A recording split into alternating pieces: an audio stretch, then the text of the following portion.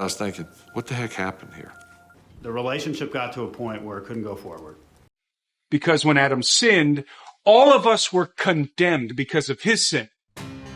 We're also condemned because of our own sins, but those are two different things. See, we wear a body of sin because of Adam. Adam in his fallen condition was divorced from the family of God, and we inherit the corruption through Adam.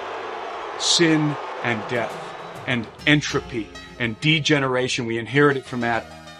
And because of Adam's sin, Adam and his offspring were condemned with the dragon and his angels. So we are born, the human condition is one of condemnation, degeneration, and condemnation. We degenerate, we die, and we are condemned with the enemies of God. That is part of the story of the prodigal son, because the prodigal son becomes indentured to the swineherd. Who is the swineherd? He's an archetype of Satan. So when we are born into the world, we are born as indentured servants, slaves to the swineherd. And because we are slaves to the swineherd, legally so, because we chose to rebel against God, to throw our lot in with his enemies. That was what happened in the garden. That was about allegiance, the Garden of Eden. And they chose to listen to the enemy of God and to heed his voice over the voice of their father. And so what was the result? They would be condemned with him, condemned with the dragon and his angels, right? And so the devil has this legal hold over mankind. He's the chief of sinners, Satan. And all sinners, all the reprobate, belong to him and are condemned with him. Belong to him in the sense that they're going to be condemned with him, right? So that's where the word redemption comes in. Because in this fallen state, in this state of condemnation, we had to be purchased, bought back from the swineherd.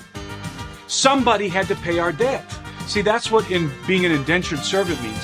When you would enter into indentured servitude, it meant that you had a debt and you couldn't pay it off, and you had to work for your master until you could pay your debt off. But see, our problem is that we are unable to pay our debt off. And so we needed a kinsman redeemer to pay it for us.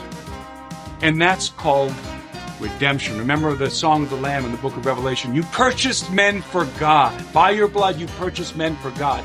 That is redemption. We're redeemed from the swineherd. Why are we redeemed? So that we might be reconciled. See, redemption happens through the cross of Christ. He paid with his blood. He paid for our sin. And I want to remind everybody that Jesus had the power to forgive sins before he was crucified. Remember when they lowered the paraplegic into the house and they said, and Jesus said to him, your sins are forgiven. And the Pharisees and the Sadducees were incensed. Who are you to say his sins are forgiven? Only God can forgive sins. And what did he say to them?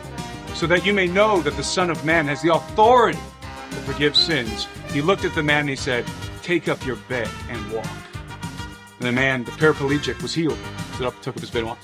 How is it that Christ had the power to forgive sins before he went to the cross? Because there's two kinds of sin.